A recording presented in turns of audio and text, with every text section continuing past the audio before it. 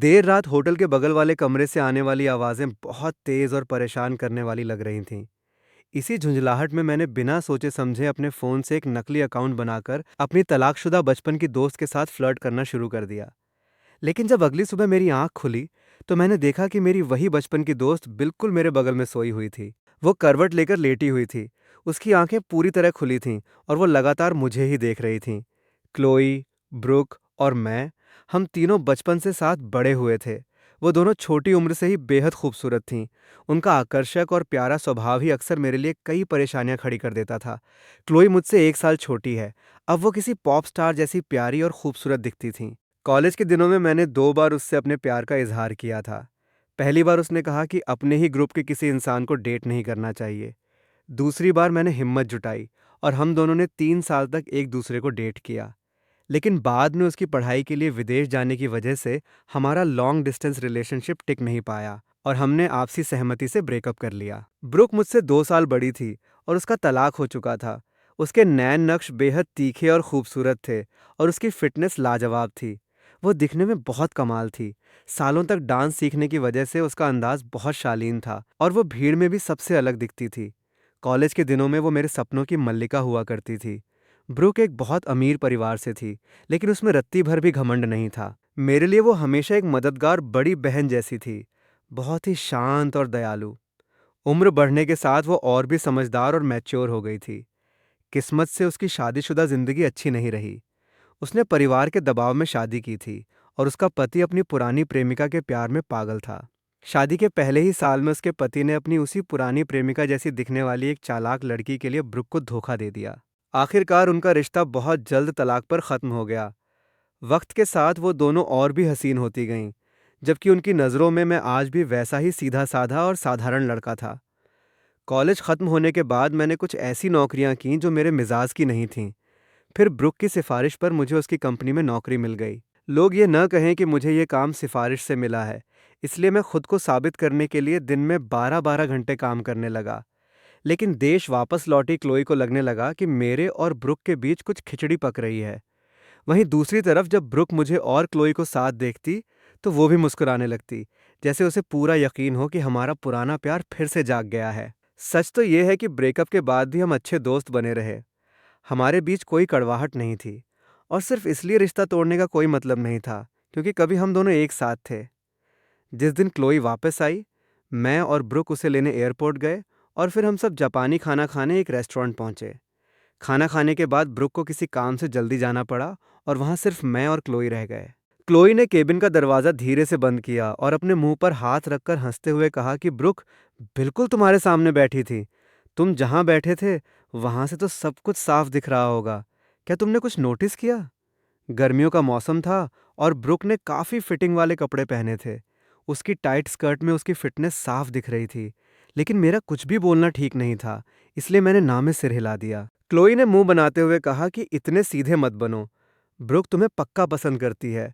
मैं जब भी उससे मिलने जाती हूँ, तुम दोनों हमेशा उसके केबिन में अकेले ही मिलते हो। मैंने तुरंत मना करते हुए कहा कि यह सिर्फ एक इत्तेफाक है। ऐसी बातें मत करो। अगर ब्रुक को पता चला तो मेरी शामत आ जाएगी। क्लोई हंसते हुए कहने लगी कि डरने की क्या बात है। बचपन में तो तुम हम दोनों से शादी करने की बातें करते थे, और जब तुम्हें पता चला कि कानूनन सिर्फ एक ही शादी हो सकती है, तो तुम फूट फूट कर रोए थे। उसकी बात सुनकर मेरा चेहरा शर्म से लाल हो गया और मैंने कहा कि तब मैं छोटा और नासमझ था। क्लोई ने मजाक उड़ाते हुए कहा कि नासमझ? मेरे पैर! तुमने तो सच में सब कुछ शुरू भी कर दिया। पहले तुमने मुझे फंसाकर मुझसे डेटिंग की, और अब जब ब्रुक फिर से सिंगल हो गई है, तो क्या तुम्हारा दिल उसके लिए मचलने लगा है? तुम सच में बहुत बेशर्म हो। मैंने तुरंत सफाई देने की कोशिश की और साफ मना कर दिया। इस लड़की की जबान पर कोई लगाम नहीं थी। अगर उसकी ये अफवाहें हमारे किसी जानने वाले तक पहुंच जाती, तो मैं शहर में किसी को मुंह दिखाने लायक नहीं रहता। तभी क्लोई मेरे करीब आई और उसने मेरे कान में धीरे से फुसफुसाते हुए कहा कि ईथन, जो कुछ मैंने देखा है, उस हिसाब से ब्रुक को पटाने का तुम्हारे पास पूरा मौका है, और एक मैच्योर औरत का प्यार कैसा होता है, ये तुम्हें पता चल जाएगा। मैं अपनी जगह पर बिल्कुल सुन्न रह गया। हैरान होकर मेरे मुंह से आवाज़ ही नहीं निकली। क्लोई की बातें मेरे दिल में एक कंकड़ की तरह लगीं, जिसने मेरे अंदर एक हलचल मचा दी। मैंने जल्दी से चाय का एक घूंट पिया ताकि अपनी इस घबराहट को छुपा सकूं।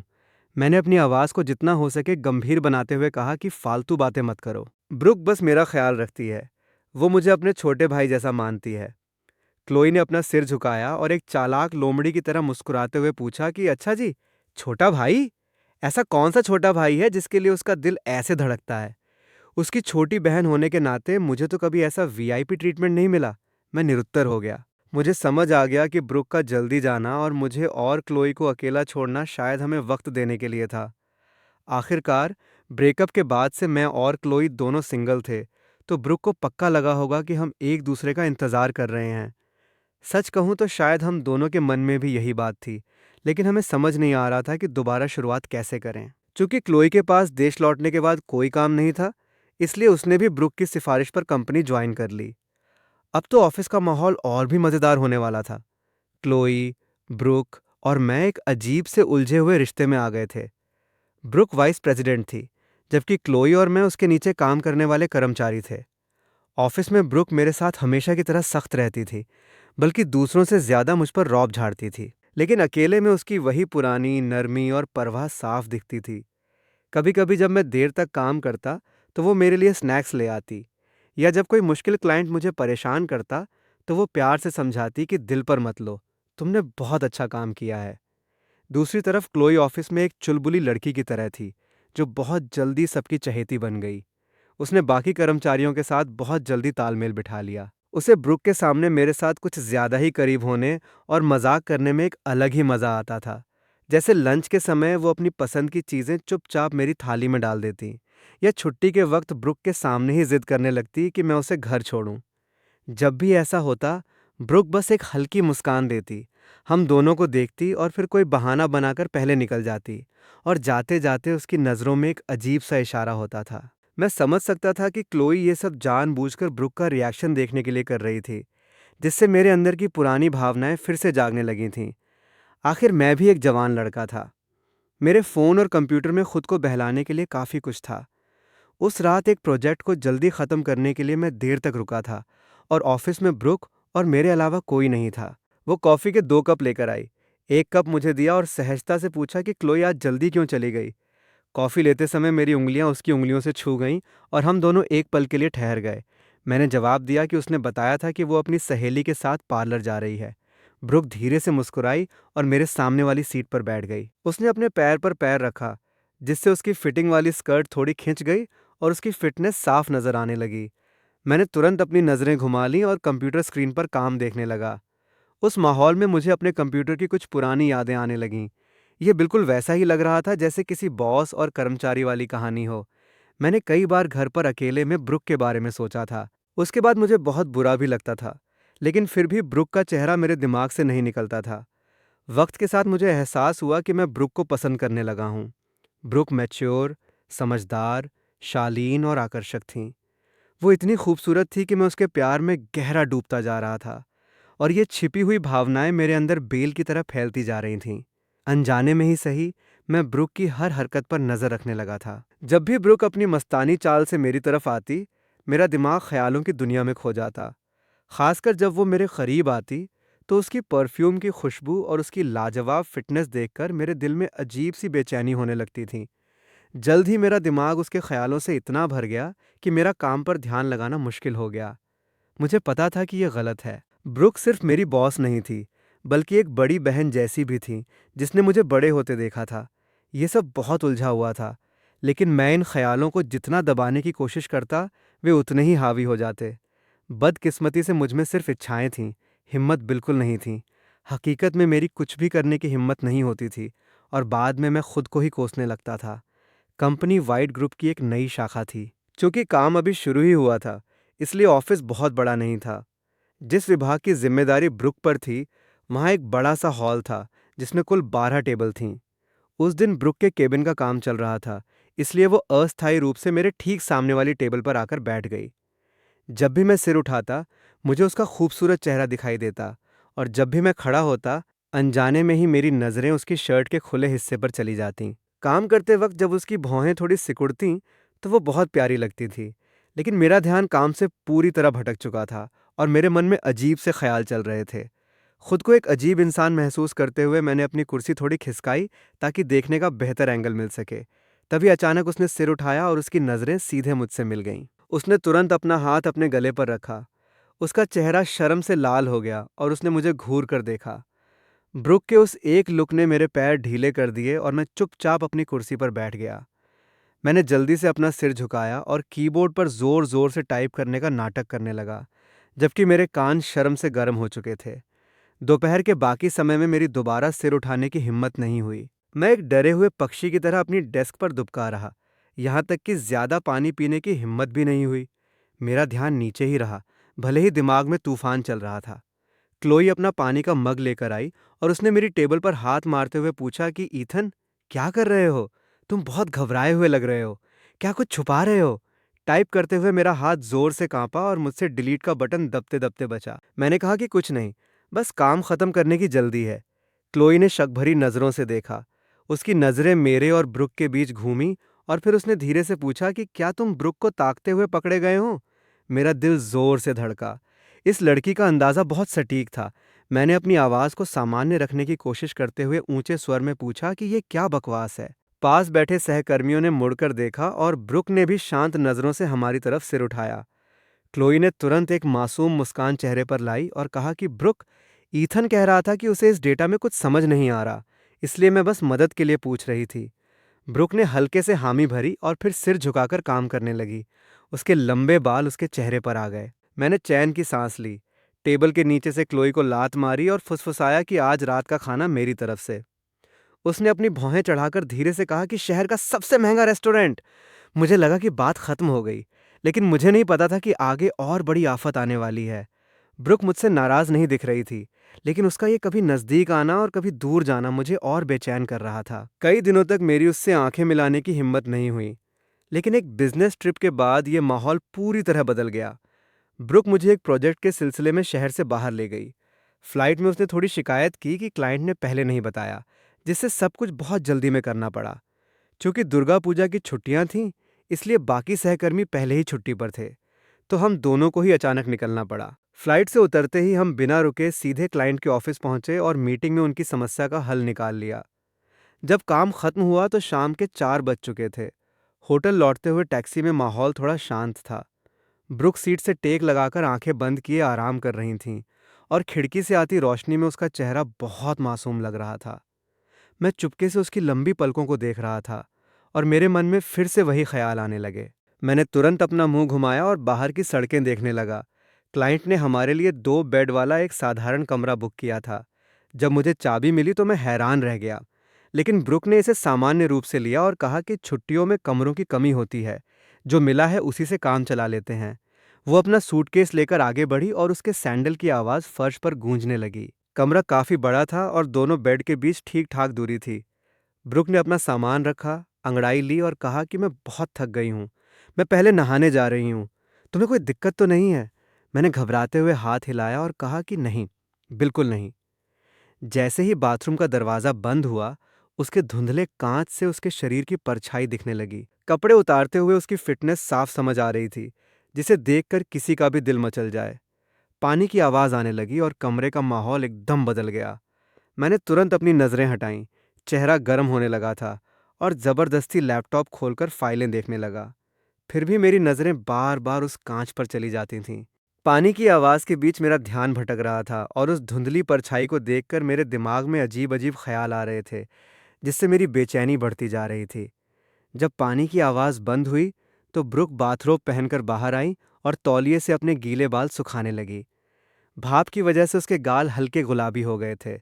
उसने बहुत सहज अंदाज में कहा कि तुम भी नहा लो, थकान कम हो जाएगी। उसका लहजा वैसा ही था जैसे बचपन में वो मुझे फल खाने के लिए बुलाती थी।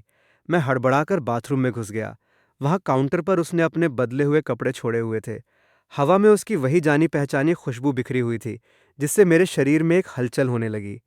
खुद को इस हालत में देखकर और बाहर कमरे से सब कुछ साफ दिखने के डर से मैंने तुरंत दरवाजे की तरफ पीठ कर ली। जब मैं नहाकर बाहर आया तो ब्रुक नाइट सूट पहनकर बेड पर बैठी लैपटॉप पर ईमेल का जवाब दे रही थी। कपड़े पूरे ढके हुए थे, लेकिन सिल्क के उस कपड़े में उसकी फिटनेस साफ झलक रही थी, जो बहुत आकर्षक लग रहा था। शाम को 6 बजे क्लाइंट का फ़ोन आया और हम डिनर के लिए नीचे गए। डिनर एक स्थानीय रेस्टोरेंट के केबिन में था। ब्रुक ज्यादा शराब नहीं पीती थी, इसलिए उसने शालीनता से बस कुछ घूंट लिए। बाकी समय मैं ही क्लाइंट्स का साथ देता रहा और उसकी तरफ से पीता रहा। जब डिनर खत्म हुआ तो रात के 10 बज चुके थे। शराब का असर मुझ पर होने लगा था। पैर लड़खड़ा रहे थे, हालांकि होश बाकी था। ब्रुक ने मुझे हाथ से संभाला और क्लाइंट से माफी मांगते हुए कहा कि ईथन की क्षमता थोड़ी कम है, इसके लिए माफी चाहती हूँ। कमरे में लौटते ही शराब का नशा पूरी तरह हावी हो गया। मैं बेड के किनारे बैठ गया और अपना सिर दबाने लगा।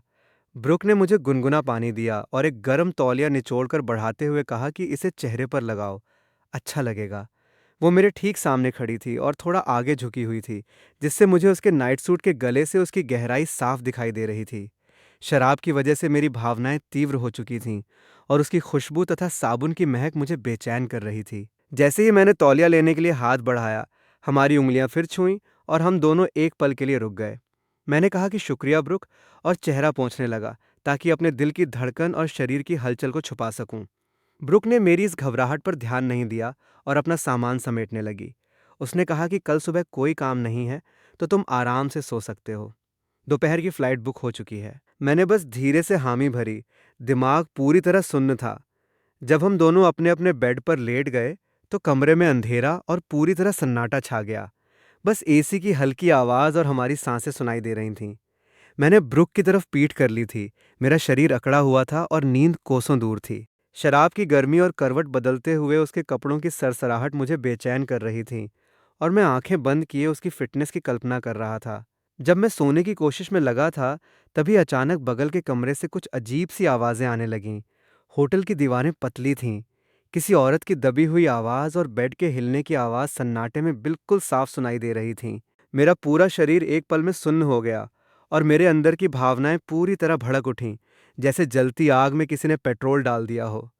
घने अंधेरे में मेरी सूंघने और सुनने की ताकत बहुत बढ़ गई थी। मुझे महसूस हुआ कि दूसरे बेड पर ब्रुक की सांसें भी एक पल के लिए रुकीं और फिर उसने करवट बदल ली। कुछ ही देर में ब्रुक की सांसें भी थोड़ी भारी होने लगीं। पूरे कमरे में एक अजीब सी खामोशी और बेचैनी छा गई। एक अजीब सी सनक में मैंने तकिए के पास रखे अपने फ़ोन को उठा लिया। स्क्रीन की रोशनी सीधे मेरे चेहरे पर पड़ी। शराब के नशे और बगल वाले कमरे की आवाज़ों ने मेरा दिमाग सुन्न कर दिया था। मैंने वीचैट का अपना एक नकली अकाउंट लॉगिन किया, जिसे मैं कभी इस्तेमाल नहीं करता था। उसमें बहुत कम लोग जुड़े थे। मैंने बिना सोचे समझे ब्रुक की प्रोफाइल खोली और मैसेज टाइप किया कि क्या तुम जाग रही हो। स्क्रीन पर उन शब्दों को देखते हुए मेरा दिल इतनी तेजी से धड़क रहा था मानो सीना चीरकर बाहर आ जाएगा। मैसेज भेजते ही मुझे अपनी गलती का एहसास हुआ। मेरे हाथ कांपने लगे और मैं उसे डिलीट करने ही वाला था कि बहुत देर हो चुकी थी। चैट में ऊपर टाइपिंग लिखा हुआ आने लगा। वे कुछ सेकंड मुझे एक सदी जैसे लगे। मेरे शरीर का पूरा खून एक पल में चेहरे पर आ गया और फिर एकदम ठंडा पड़ गया, जिससे मेरे अंदर एक डर बैठ गया। वो क्या सोचेगी? क्या वो पहचान जाएगी कि ये मैं हूँ? इस अकाउंट पर मेरी कोई पहचान नहीं थी, तो उसे शक नहीं होना चाहिए था। लेकिन अगर ब्रुक ने सिर्फ एक सवालिया निशान भेज दिया तो? मैंने अपनी सांसें रोक लीं। दिमाग तेजी से दौड़ रहा था। नशे ने सोचने की रफ्तार धीमी लेकिन हौसला बड़ा कर दिया था। मैंने हिम्मत जुटाई और मैसेज भेजा कि बगल वाले कमरे से बहुत आवाज आ रही है, नींद नहीं आ रही। इस बार उसका जवाब आने में और ज्यादा वक्त लगा। मुझे लगा कि वो अब जवाब नहीं देगी, या फिर वो समझ चुकी है और कल ऑफिस में मेरी शामत आने वाली है। तभी फोन की स्क्रीन फिर चमकी। उसने पूछा कि क्या तुम भी इसी होटल में रुके हो? मेरी धड़कन रुक गई। उसे इस अनजान अकाउंट पर बिल्कुल शक नहीं हुआ और उसने बात आगे बढ़ाई। मैंने बहुत सोच समझकर जवाब दिया कि हाँ, एक बिजनेस ट्रिप पर हूँ। उसने कहा कि क्या इत्तेफाक है? मैं भी। इसके बाद बातचीत रुक गई। मैं स्क्रीन को देखता रहा। मेरे दिल में अजीब सी हलचल मची थी। वो इस वक्त एक अजनबी से चैट कर रही थी। क्या वो किसी अनजान शख्स के सामने अपना एक अलग रूप दिखाती है? मेरे अंदर उत्सुकता, घबराहट और एक अजीब सी खुशी का मिला जुला एहसास होने लगा। बगल के कमरे का शोर अब भी आ रहा था। मुझे अपनी भारी सांसें और दूसरे बेड से ब्रुक की भी वैसी ही सांसों की आवाज़ सुनाई दे रही थी। ब्रुक ने आखिरकार जवाब दिया कि मुझे नींद नहीं आ रही। तुमने सही अंदाज़ा लगाया। असल में यहाँ का माहौल ऐसा है कि मन शांत नहीं हो रहा। उसकी बात पकड़कर मैंने एक कदम और आगे बढ़ाया और लिखा कि यहाँ की दीवारें बहुत पतली हैं। उसने भी सहमति जताई। वो भी मेरी तरह बगल वाले कमरे की आवाज़ों से परेशान थी। मैंने बात को टटोलते हुए लिखा कि रात लंबी है और कोई सो नहीं पा रहा, तो बताओ किस बारे में बात करनी है। मैंने सिर घुमाकर ब्रुक की तरफ देखा। उसके फ़ोन की हल्की रोशनी में उसका सुस्त और मुस्कुराता हुआ चेहरा दिख रहा था। इस माहौल में अगर कोई एडल्ट बात न की जाए तो मौका बेकार चला जाता। जो होगा देखा जाएगा, ये सोचकर मैंने मैसेज भेज दिया। भेजते ही मुझे लगा कि मैं बहुत आगे निकल गया हूँ और मुसीबत मोल ले रहा हूँ। ब्रुक एक अजनबी के बारे में क्या सोचेगी? क्या वो मुझे घटिया समझकर ब्लॉक कर देगी? समय बीतता गया। फ़ोन की स्क्रीन बंद हो गई और मेरी बेचैनी बढ़ती गई। जब मैं पूरी तरह उम्मीद खो चुका था, तभी स्क्रीन फिर जली। उसने पूछा कि एडल्ट बातों से तुम्हारा क्या मतलब है? उसने कोई गुस्सा नहीं किया था, बल्कि उसकी बातों में एक मजाक सा था। ये जवाब मेरी उम्मीद से बिल्कुल अलग था, जिससे मेरे अंदर फिर से उत्साह दौड़ गया। मैंने तेजी से उंगलियां चलाते हुए लिखा कि जैसे इस तरह की रातों में लोग जिस बारे में सोचते हैं, इस अंधेरे और अजनबी पहचान ने मुझे एक अलग ही हिम्मत दे दी थी। इस बार ब्रुक का जवाब बहुत जल्दी आया। उसने लिखा कि वही सब जो बड़े लोग सोचते हैं। मेरा दिल जोर से धड़का। मैंने पूछा कि जैसे क्या? उसने जवाब दिया कि कुछ ऐसी भावनाएं जो इस माहौल को देखकर जाग जाती हैं। ये मैसेज देखते ही मेरा फोन हाथ से छूटते छूटते बचा। सारा खून मेरे दिमाग में चढ़ गया। मैंने पूछा कि क्या तुम किसी मर्द के बारे में सोच रही हो? इस बार का इंतजार बहुत तड़पाने वाला था। ब्रुक की तरफ से कोई टाइपिंग नहीं दिख रही थी। वो चुपचाप लेटी थी और उसके फोन की रोशनी उसके चेहरे पर पड़ रही थी, जिससे उसके हाव भाव समझ नहीं आ रहे थे। मैं एक मुजरिम की तरह फैसले का इंतजार कर रहा था। मेरी आखिरी लाइन बहुत सीधी और बोल्ड थी। मुझे लगा कि वो डर गई है और मुझे कोई घटिया इंसान समझकर ब्लॉक करने या पुलिस को बताने की सोच रही है। तभी उसका जवाब आया कि तुम्हें क्या लगता है?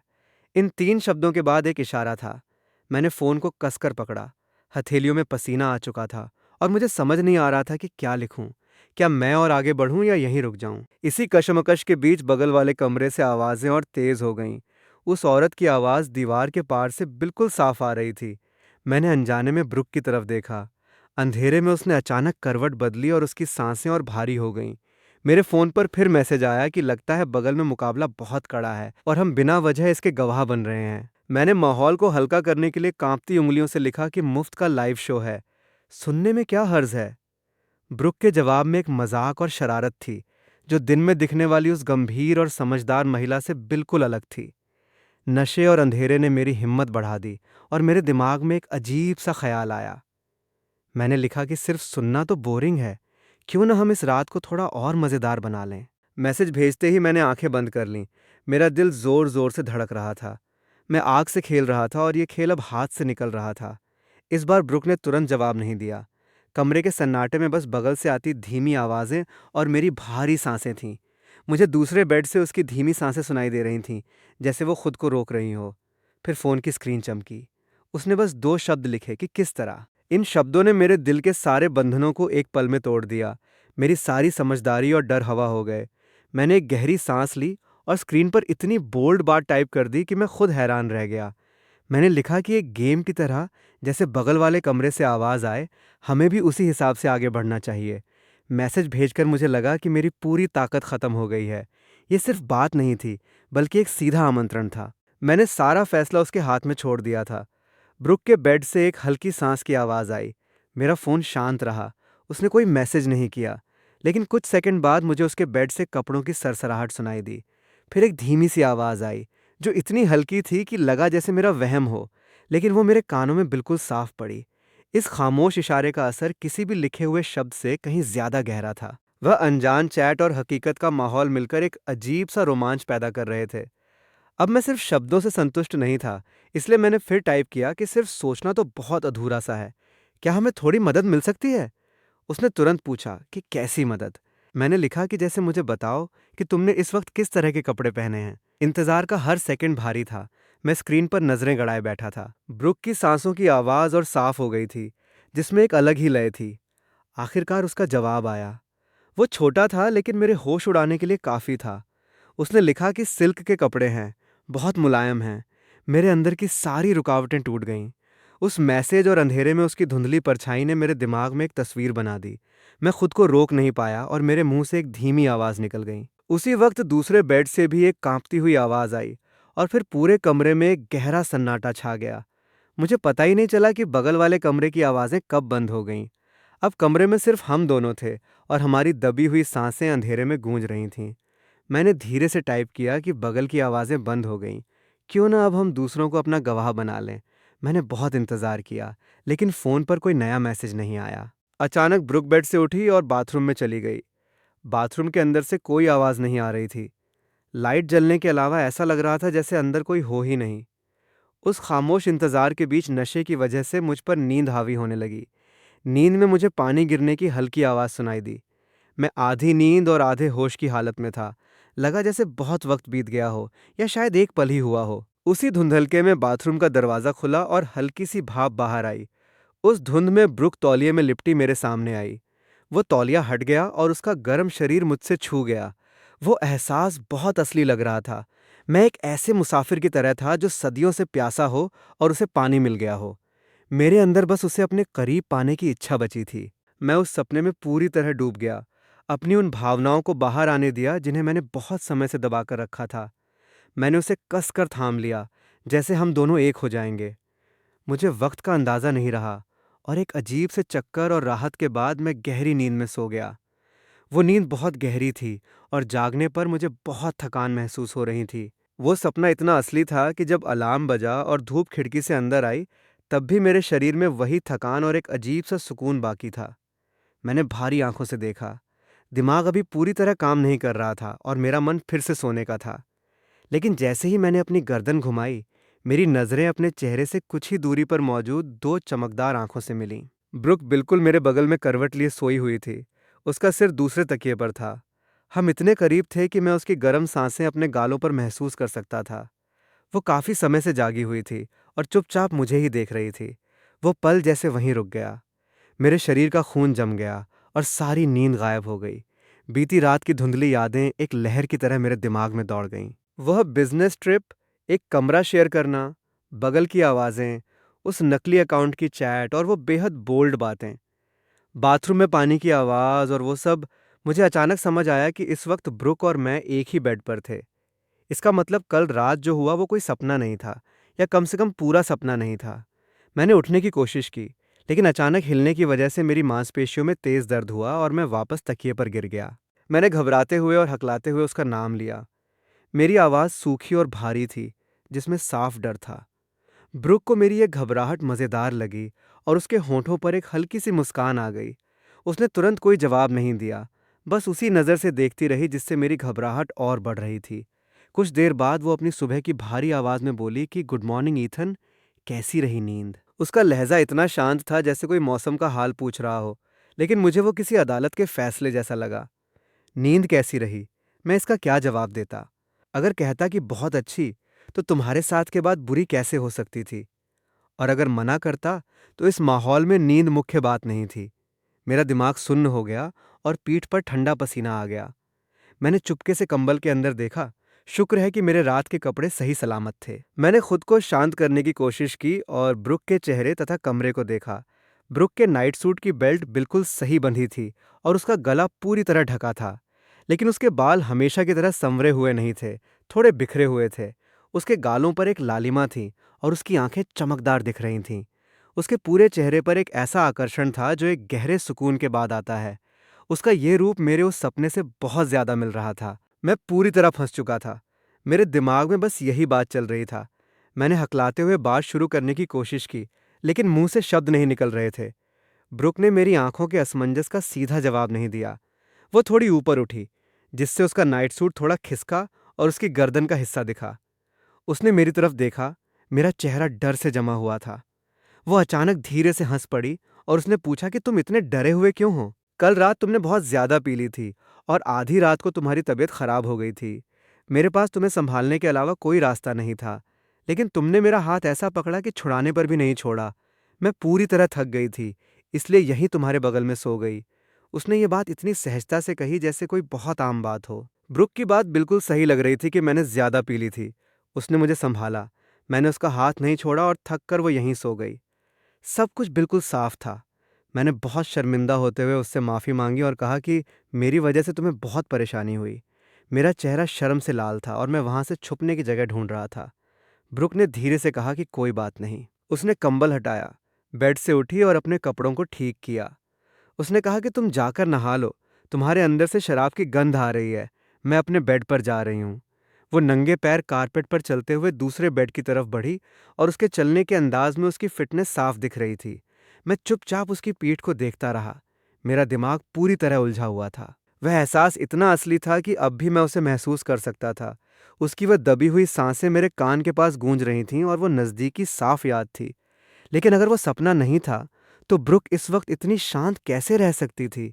ऐसा सब कुछ होने के बाद कोई इंसान इतना सामान्य कैसे व्यवहार कर सकता था? मैं किसी मशीन की तरह बेड से उठा और लड़खड़ाते कदमों से बाथरूम में चला गया। दरवाज़ा बंद करके मैंने शॉवर चालू कर दिया और गर्म पानी की धार में खड़ा हो गया। मैंने बर्फीली टाइलों वाली दीवार से पीठ टिकाई, आंखें बंद कीं और बीती रात की हर बात याद करने की कोशिश करने लगा। तभी अचानक मैंने आंखें खोलीं और बाथरूम के दरवाजे के पास फर्श की तरफ देखा। वहाँ फर्श पूरी तरह सूखा और साफ था। पानी की एक बूंद भी नहीं थी। अगर ब्रुक कल रात सच में अंदर आई होती या उसने मुझे संभाल कर यहाँ साफ किया होता, तो फर्श इतना सूखा नहीं हो सकता था। क्या इसका मतलब ये है कि उसका बाथरूम में आना और उसके बाद जो कुछ भी हुआ, वो सब सिर्फ मेरा एक सपना था? शराब के नशे, बगल की आवाज़ों और उस अनजान चैट के असर में देखा गया बस एक सपना। ये समझ आते ही मैंने चैन की सांस ली, लेकिन तुरंत ही मुझे खुद पर बहुत शर्म आई। ईथन, तुम ब्रुक के बारे में इस हद तक सोचने लगे हो कि तुम्हें इतना असली सपना आने लगा। मैंने खुद को देखा और सपने के वो सारे नज़ारे मेरे दिमाग में फिर से तैरने लगे। उस गर्म पानी के नीचे शर्म की बात है कि मेरे शरीर में फिर से हलचल होने लगी। मेरे दिमाग में ब्रुक का वही रूप घूम रहा था, उसकी वो नशीली आंखें, खुले हुए होंठ और उसकी लाजवाब फिटनेस। मैंने मन ही मन सोचा कि क्या होगा अगर कल रात जो हुआ वो सिर्फ सपना न हो। पानी के गिरने की आवाज़ के बीच मेरे हाथ की रफ्तार बढ़ गई और मेरी सांसें भारी हो गईं। एक धीमी आवाज़ के साथ मैंने दीवार का सहारा लिया और पानी की धार में सब कुछ बह जाने दिया। उस राहत के बाद मेरे अंदर एक खालीपन और गहरा पछतावा भर गया। मैं ब्रुक के बारे में सोचते हुए ये सब कर रहा था। ये एक तरह से हमारे पवित्र रिश्ते का अपमान था। जब मैं नहाकर बाथरोब पहनकर बाहर आया, तो मेरे चेहरे पर वही शर्म और अपराध बोध साफ दिख रहा था। उस बिजनेस ट्रिप के बाद से हमारे ऊपर से शांत दिखने वाले रिश्ते में अंदर ही अंदर कुछ बदल चुका था। बाहर से सब कुछ पहले जैसा ही था। हम ऑफिस में एक सख्त वाइस प्रेसिडेंट और एक मेहनती कर्मचारी ही थे। वह मुझसे हमेशा की तरह काम लेती थी और प्रोजेक्ट का आखिरी समय होने की वजह से उसकी सख्ती और बढ़ गई थी। जब भी मैं देर रात तक कोई फाइल तैयार करता, वह उसकी कमियां तुरंत पकड़ लेती और मुझसे उसे बिल्कुल सही करवाती। कभी कभी जब हम ब्रेक रूम में मिलते, तो वो सहजता से पूछ लेती कि तबीयत कैसी है। उसकी आंखें इतनी शांत होती थीं, जैसे उस रात होटल में एक ही बेड पर सोना सिर्फ एक बीमार भाई की देखभाल करने जैसा था। बिल्कुल साधारण और साफ, जिसमें किसी और ख्याल की कोई जगह नहीं थी। क्लोई हमेशा की तरह चुलबुली बनी रही और पूरे ऑफिस में छाई रहती थी। कभी कभी वो मेरी टेबल पर आकर गप्पे मारती या शिकायत करती कि ब्रुक मुझसे बहुत ज्यादा काम करवा रही है। उसने आधे मजाक और आधी गंभीरता से कहा कि ब्रुक की नज़रों में अब सिर्फ तुम हो ईथन, मेरी तो कोई अहमियत ही नहीं बची। वो हंस रही थी, लेकिन उसकी आंखें मुझे ध्यान से देख रही थीं। मैंने बस एक फीकी मुस्कान के साथ बात टाल दी, हालांकि मन में एक घबराहट थी। आखिर एक लड़का और लड़की का एक ही होटल के कमरे में रुकना हमारे बीच का एक गहरा राज बन चुका था। जहां तक ब्रुक की बात है, वो निजी तौर पर मेरे उस नकली अकाउंट से लगातार जुड़ी हुई थी। वो अच्छी तरह जानती थी कि वो मैं ही हूँ। जब भी मैं सोचता कि मैं उस रात कैसे अनजान बनने का नाटक कर रहा था, तो मुझे खुद पर बहुत शर्म आती थी। वो मेरे असली अकाउंट और नकली अकाउंट के बीच इस तरह बात बदलती थी जैसे उसका कोई दोहरा रूप हो। असली अकाउंट पर वो एक बॉस और बड़ी बहन की तरह साधारण बात करती थी, लेकिन नकली अकाउंट पर हमारी बातें भले ही मर्यादा में होती थीं, फिर भी एक नज़दीकी का एहसास कराती थीं। वो वहाँ बहुत खुली और सहज थी और मुझे अपने बराबर का एक पुरुष मित्र मानती थी। ये रिश्ता दोस्ती से ज़्यादा लेकिन प्यार से कम जैसा था। हकीकत में शर्मीला रहने वाला मैं उस नकली अकाउंट पर काफ़ी खुलकर बातें करने लगा था। चैट के दौरान मैं कभी कभी उससे मजाक कर लेता था और फ़ोन देखते हुए ब्रुक अक्सर अपने मुंह पर हाथ रखकर धीरे से हंस पड़ती थी। क्लोई को इस बारे में कुछ नहीं पता था, इसलिए वो ब्रुक को शक की नज़रों से देखती थी और पूछती थी कि ब्रुक, ऐसा क्या देख रही हो जो इतनी खुशी से मुस्कुरा रही हो? ब्रुक तुरंत अपना फ़ोन छुपाती और बहाना बनाती कि घर पर उसके छोटे भतीजे का पैर फिसल गया और वो गिर गया। ये सुनकर मेरा चेहरा उतर जाता था। वो मुझे अपना भतीजा कहकर मेरा मजाक उड़ा रही थी।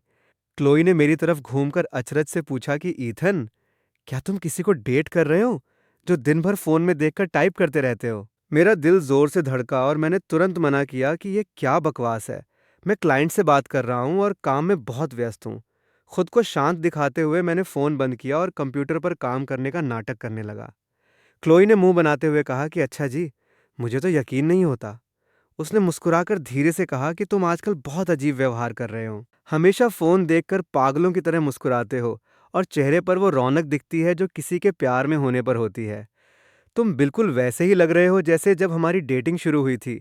उसकी ये बात सीधे मेरे दिल पर लगी। मैंने अनजाने में सामने बैठी ब्रुक की तरफ देखा। वो सिर झुकाकर फाइलें देख रही थीं, लेकिन उसके होठों पर एक हल्की सी मुस्कान साफ दिख रही थी। मैंने कहा कि अंदाज़ा मत लगाओ, मैं सिर्फ अपने काम में डूबा हुआ हूँ। क्लोई ने मेरे करीब आकर मेरे कान के पास कहा कि ईथन, अगर तुम सच में किसी रिश्ते में हो तो मुझे सबसे पहले बताना। मुझे ब्रुक के लिए और खुद के लिए भी उस लड़की को परखना होगा। समझ गए? उसने ब्रुक के नाम पर बहुत जोर दिया और उसकी नज़रों का इशारा ब्रुक की तरफ ही था, जिससे मेरी पीठ पर ठंडा पसीना आ गया। इस लड़की का अंदाज़ा बहुत खतरनाक था। क्या उसने कुछ भांप लिया था? लेकिन ऑफिस में मेरे और ब्रुक के बीच कोई गलती नहीं थी। वो बदलाव सिर्फ उन छोटी बातों में था जो कोई नहीं देख सकता था, और उस छुपे हुए वीचैट अकाउंट में था। मैंने बात खत्म करने के लिए कहा कि ठीक है, सबसे पहले तुम्हें ही बताऊंगा राजकुमारी क्लोई। तब जाकर क्लोई खुश हुई और गुनगुनाती हुई अपनी टेबल पर चली गई। मैंने राहत की सांस ली और जैसे ही सिर उठाया, मेरी नज़रें सीधे ब्रुक से मिल गईं। उसने तुरंत अपनी नज़रें हटाईं, अपना मग उठाया और पानी लेने चली गईं। उसका जाने का अंदाज हमेशा की तरह शालीन था। प्रोजेक्ट अब अपने सबसे आखिरी मोड़ पर था। ब्रुक ने मुझे, क्लोई को और कुछ मुख्य लोगों को लेकर दिन रात कॉन्फ्रेंस रूम में काम करना शुरू कर दिया। लगातार मेहनत से सब थक चुके थे, लेकिन काम पूरा करने का एक जज्बा था। ब्रुक इस पूरी टीम की जान थी। फॉर्मल कपड़ों में वो प्रोजेक्टर के सामने खड़ी होकर बहुत समझदारी से सबको काम सौंप रही थी। उसका ये रूप अकेले में दिखने वाले उसके शांत स्वभाव से बिल्कुल अलग था, जो उसे और भी आकर्षक बना रहा था। नीचे बैठकर मैं उसकी साफ आवाज़ सुन रहा था, लेकिन मेरी नज़रें उसकी फिटनेस और उसकी पतली एड़ियों पर चली जाती थीं। उस वक्त अनजाने में मुझे सपने में उसकी एड़ियों को छूने का एहसास याद आ गया, और मैंने खुद को संभालने के लिए अपनी जांघ पर जोर से चुटकी काटी कि ध्यान काम पर लगाओ। जब मीटिंग खत्म हुई तो रात के 10 बज चुके थे। ब्रुक ने तालियां बजाईं और थकी हुई, लेकिन साफ आवाज़ में कहा कि आप सबका बहुत धन्यवाद। अब घर जाकर आराम कीजिए। कल आखिरी दिन है। कंपनी ने स्नैक्स मंगवाए हैं, सब खाकर ही निकलिएगा। खाना आते ही ऑफिस का माहौल थोड़ा हल्का हो गया। मुझे भूख नहीं थी, इसलिए मैं कॉफ़ी का कप लेकर खिड़की के पास चला गया। तभी पीछे से ब्रुक की आवाज़ आई कि तुम कुछ खा क्यों नहीं रहे? तुम्हें अभी और काम करना है। मैं मुड़ा तो देखा वो फ्रूट सलाद का एक छोटा सा कप लिए खड़ी थी। मैंने मुस्कुराकर कहा कि मुझे भूख नहीं है, और मैंने उसकी आंखों के नीचे के हल्के काले घेरे देखे। मैंने कहा कि ब्रुक, तुम्हें भी आराम करना चाहिए। इन दिनों सबसे ज़्यादा मेहनत तुमने ही की है। ब्रुक ने सलाद में से एक टुकड़ा उठाया और सहजता से कहा कि मुझे आदत है। एक बार ये प्रोजेक्ट मिल जाए तो सबको अच्छा बोनस मिलेगा। उसने रुक कर मेरी तरफ देखा और कहा कि ये व्यस्त समय खत्म होने के बाद एक छुट्टी लेकर अच्छे से आराम करना। उसकी बातों में एक अलग ही इशारा था। वो अच्छे से आराम करने की बात हमारे बीच के किसी राज जैसी लग रही थी। मेरी धड़कन बढ़ गई और मैंने बस हामी भर दी। तभी क्लोई अपनी प्लेट में खाने का पहाड़ बनाकर हमारे बीच आ गई और बोली कि ब्रुक, ईथन, तुम दोनों यहाँ अकेले में क्या राज की बातें कर रहे हो? उसका मुंह खाने से भरा था और उसके गाल फूले हुए थे, लेकिन उसकी आंखें हम दोनों को टटोल रही थीं। ब्रुक ने हंसते हुए बात घुमाई और कहा कि हम कह रहे थे कि अगर कोई इस तरह खाता रहा तो कंपनी का सारा बोनस अकेले ही खा जाएगा। क्लोई ने नाटक करते हुए कहा कि ब्रुक, तुम बहुत पक्षपात करती हो। ईथन कुछ नहीं खा रहा तो उसे कुछ नहीं कहती, और मैं थोड़ा ज्यादा खा लूं तो मुझे टोकती हो। उसने मजाक में अपना कंधा मुझसे टकराया और मुझे आंख मारी। मैंने एक तरफ मुस्कुराती हुई खूबसूरत ब्रुक को देखा और दूसरी तरफ चुलबुली क्लोई को। मेरे अंदर एक अजीब सा एहसास जागा। जहां एक तरफ बचपन की दोस्त के साथ यह पुराना रिश्ता था, वहीं दूसरी तरफ उस छुपे हुए वीचैट अकाउंट की नज़दीकी, और वो रात थी जहां सपना और हकीकत आपस में मिल गए थे।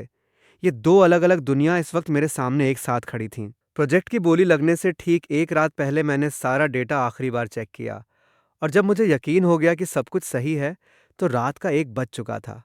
पूरे ऑफिस में अंधेरा था, बस मेरी टेबल की लाइट जल रही थी। मैं थक कर कुर्सी से टिक गया, अपना सिर दबाया और कंप्यूटर बंद करने ही वाला था कि फ़ोन की स्क्रीन चमकी। वो वीचैट पर ब्रुक का मैसेज था, जो उसने मेरे नकली अकाउंट पर भेजा था। उसने पूछा कि क्या अभी भी ऑफिस में हो? मेरा दिल धड़का और मैंने लिखा कि बस काम खत्म हुआ है और निकल रहा हूँ। तुम अभी तक सोई नहीं? उसने जवाब दिया कि नींद नहीं आ रही, थोड़ा डर लग रहा है। उसके मैसेज के साथ एक प्यारा सा इमोजी था जो वो कभी इस्तेमाल नहीं करती थी। ये देखकर मुझे बहुत अच्छा लगा। मैंने उसे तसल्ली देते हुए लिखा कि चिंता मत करो, हमारी तैयारी पूरी है और कल सब अच्छा होगा। उसने लिखा कि हाँ, तुम्हारे साथ होने से मुझे भरोसा रहता है। ये शब्द सीधे मेरे दिल में उतर गए। मैंने हिम्मत जुटाकर एक बोल्ड मैसेज भेजा कि अगर तुम्हें नींद नहीं आ रही तो मैं तुमसे बात कर सकता हूँ, या हम पिछली बार की तरह कोई गेम खेल सकते हैं जिससे तुम्हारा ध्यान भटके। मैसेज भेजकर मैंने अपनी सांसें रोक लीं। इस बार न तो शराब का बहाना था और न ही बगल वाले कमरे का शोर। ये बात बहुत साफ और खतरनाक थी। ब्रुक की तरफ बहुत देर तक टाइपिंग लिखा हुआ आता रहा। मुझे लगा कि वो नाराज हो गई है या मना करने का तरीका सोच रही है। लेकिन उसने जो भेजा वो एक तस्वीर थी। कमरे में रोशनी बहुत कम थी और वो तस्वीर उसकी गर्दन के नीचे के हिस्से की थी। उसने वही सिल्क का नाइट सूट पहना था, लेकिन उसका गला पहले से थोड़ा ज्यादा खुला हुआ था। उसका चेहरा नहीं दिख रहा था और कुछ गलत भी नहीं था, लेकिन उस तस्वीर में एक अजीब सा आकर्षण और बुलावा था जो किसी भी साफ तस्वीर से कहीं ज्यादा असरदार था। मेरी सांसें रुक गईं और अंदर एक हलचल मच गई। मैंने कांपते हाथों से टाइप किया कि ब्रुक। उसने तुरंत जवाब दिया कि नींद नहीं आ रही थी, तो बस वक्त बिताने का जरिया ढूंढ रही हूँ। उसकी बातों में वही मजाक और शरारत थी। वह मेरे बारे में कह रही थी या अपने बारे में, या हम दोनों के बारे में। मैं उसके चेहरे के भावों की कल्पना कर सकता था, जिसमें एक शरारत और आकर्षण छुपा होगा। मैंने गहरी सांस ली और लिखा कि यह सिर्फ वक्त बिताना नहीं है, ये तो जलती आग में पेट्रोल डालने जैसा है। उसने एक शिकारी की तरह जाल बिछाते हुए पूछा कि तो फिर तुम्हारा आगे क्या करने का इरादा है? अब मैं क्या करता? उस बेहद बोल्ड तस्वीर को देखते हुए मेरा दिमाग पूरी तरह से उस बिजनेस ट्रिप वाले सपने में खो गया, जहां हकीकत और वहम का अंतर मिट चुका था। इस महिला के दिन के गंभीर स्वभाव और इस वक्त के इस रूप में जमीन आसमान का अंतर था। मेरी समझदारी का आखिरी बांध भी इस पल पूरी तरह टूट गया। तभी मेरा फोन एक बार फिर कांपा। ब्रुक ने जो नई तस्वीर भेजी थी वह और भी ज्यादा बोल्ड एंगल से ली गई थी। उसका नाइट सूट काफी हद तक खुल चुका था, जिससे उसकी साफ त्वचा साफ दिख रही थी। कपड़ों के किनारों पर लगी लेस सिल्क के उस मुलायम कपड़े के साथ एक गजब का आकर्षण पैदा कर रही थी।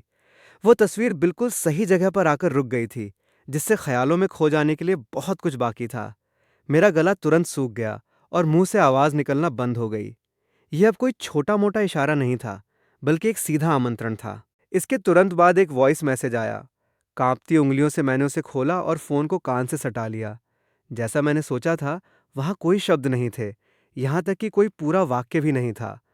वहां बस कुछ तेजी से ली गई दबी हुई सांसों की आवाज थी, जो बहुत आकर्षक थी और आखिर में थोड़ी कांपती हुई अचानक रुक गई। ये आवाज किसी भी लिखे हुए शब्द से कहीं ज्यादा असरदार थी। ये बिल्कुल वैसी ही थी जैसी मैंने अपने सपने में सुनी थी। मैंने ठंडी हो चुकी कॉफी का एक बड़ा घूंट भरा ताकि अपने अंदर भड़क रही इस आग को शांत कर सकूं। मैंने लिखा कि ब्रुक, तुम इस वक्त मेरे सब्र का इम्तिहान ले रही हो। उसने तुरंत जवाब दिया कि विन, क्या तुम इस इम्तिहान में पास हो सकते हो? ऐसा लगा जैसे वो स्क्रीन के पार से मेरी इस घबराहट को साफ देख रही हो। वह शांत और खाली ऑफिस इस वक्त इस नज़दीकी के लिए सबसे खतरनाक जगह बन चुका था। मैंने दांत भींचकर जवाब टाइप किया कि नहीं, मैं हार गया ब्रुक, तुम जीत गई। इस वक्त मेरे दिमाग में सिर्फ तुम्हारे ही ख्याल चल रहे हैं। ब्रुक ने तुरंत कोई जवाब नहीं दिया। कुछ मिनटों के बाद मेरे असली वीचैट अकाउंट पर अचानक एक मैसेज आया। वो ब्रुक ही थी। उसका मैसेज पूरी तरह से काम से जुड़ा था कि प्रोजेक्ट की आखिरी फाइल मेरी ईमेल पर भेज दो ताकि मैं एक बार फिर चेक कर लूं। कल हमसे कोई गलती नहीं होनी चाहिए। तुम भी जल्दी घर जाओ और आराम करो। ऐसा लग रहा था जैसे नकली अकाउंट पर अभी अभी मुझे बेकाबू करने वाली महिला कोई और थी। इस बदलाव ने मेरा सिर चकरा दिया, लेकिन इससे रोमांच और बढ़ गया।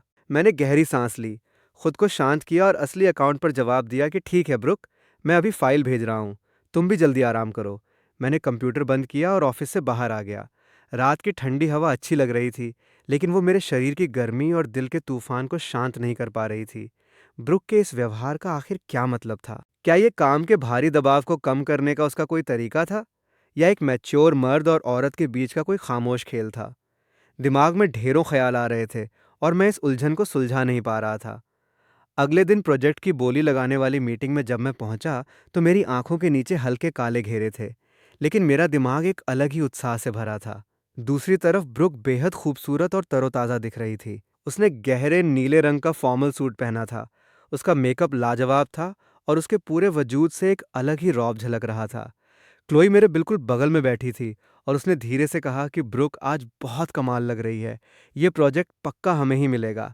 ब्रुक का पूरा प्रेजेंटेशन पानी की तरह साफ और बेहतरीन रहा, जिसमें कोई कमी नहीं निकाली जा सकती थी। आखिरी नतीजा भी वैसा ही रहा। हमें वो प्रोजेक्ट मिल गया जो कंपनी के लिए बहुत ज़रूरी था। पूरा हॉल तालियों की गड़गड़ाहट से गूंज उठा। जीत की पार्टी एक बड़े रेस्टोरेंट में रखी गई थी और टीम का माहौल बहुत मज़ेदार था। हर कोई ब्रुक को बधाई देते हुए ड्रिंक ऑफर कर रहा था और वो भी आज अलग ही मूड में थी, इसलिए उन्होंने मना नहीं किया।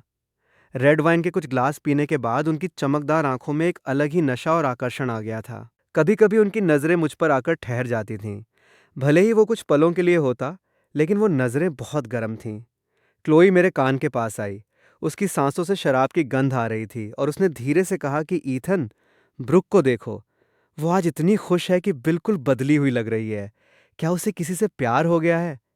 इसका ये अंदाज बिल्कुल वैसा ही है जैसा मेरा था जब मैं तुम्हारे प्यार में पागल थी। मेरा दिल एक पल के लिए रुक गया, लेकिन मैंने खुद को शांत दिखाते हुए कहा कि इतना बड़ा प्रोजेक्ट मिलने के बाद खुश होना तो आम बात है ना।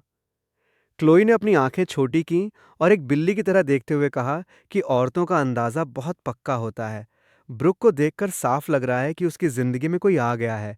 तुम्हें क्या लगता है वो कौन हो सकता है? मैंने अपना सिर नीचे किया और खाना खाते हुए कहा कि मुझे क्या पता। क्लोई ने अपनी प्लेट में स्टेक को कांटे से मारते हुए आधे मजाक और आधी चेतावनी में कहा कि जो भी हो वो तुम नहीं होने चाहिए, वरना मेरी और ब्रुक की सालों पुरानी सहेली वाला रिश्ता यहीं ख़त्म हो जाएगा। उसकी बातें एक बार फिर मेरे दिल के सबसे कमज़ोर हिस्से पर सुई की तरह लगीं। मैंने अनजाने में ब्रुक की तरफ देखा। ठीक उसी वक्त वह भी मेरी तरफ देख रही थी और हमारी नज़रें मिल गईं। उसके होठों पर एक हल्की सी मुस्कान आई और उसने अपना ग्लास उठाकर भीड़ के पार से ही मुझे बधाई दी। यह इशारा ऊपर से बहुत आम था, लेकिन कल रात और सुबह की बातों की वजह से इसमें एक गहरा संदेश छुपा था। मेरी धड़कन रुक गई और मैंने भी जल्दी से अपना ग्लास उठाकर जवाब दिया। जब पार्टी खत्म होने वाली थी, तब तक ब्रुक काफी पी चुकी थी। उसके गाल लाल हो चुके थे और आंखों में नशा साफ दिख रहा था। अपना सिर पकड़ते हुए उसने सबसे कहा कि आप लोग मजे कीजिए। मुझ पर शराब का असर हो रहा है, इसलिए मैं पहले आराम करने जा रही हूँ। ईथन, सबकी गाड़ियों का इंतजार करना तुम्हारी जिम्मेदारी है और आखिर में मुझे घर छोड़ देना।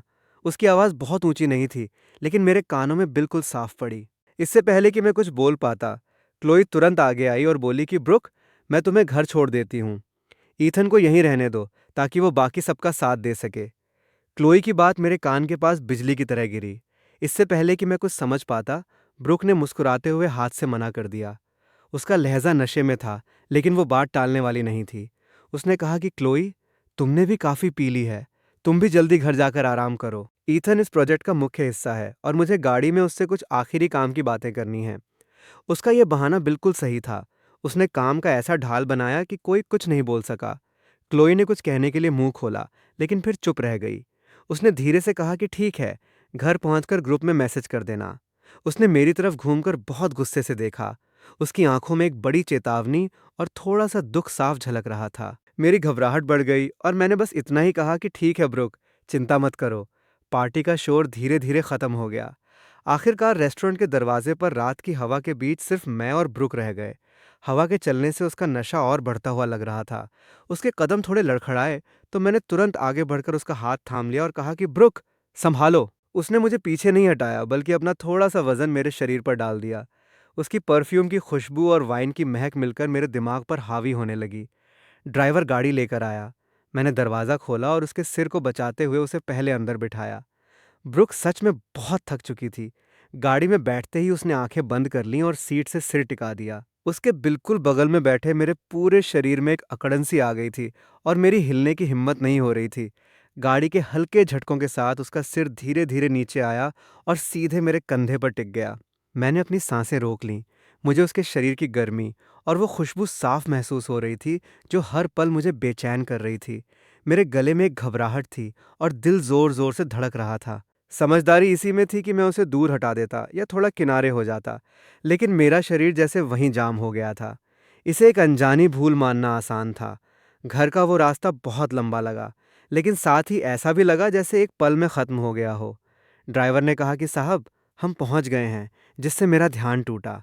मैंने जल्दी से कहा कि हाँ, ठीक है, बहुत धन्यवाद भाई। मैंने अपने कंधे को थोड़ा हिलाया और धीमी आवाज़ में कहा कि ब्रुक, हम पहुंच गए हैं। तब ब्रुक ने धीरे से आंखें खोलीं। उसकी नज़रें अभी भी थोड़ी धुंधली थीं और चेहरे पर सोकर उठने वाली मासूमियत थी। उसने आंखें मलीं, खुद को संभाला और बाहर देखा। उसे इस बात से कोई फर्क नहीं पड़ा कि वो मेरे कंधे पर सिर रखकर सोई थी।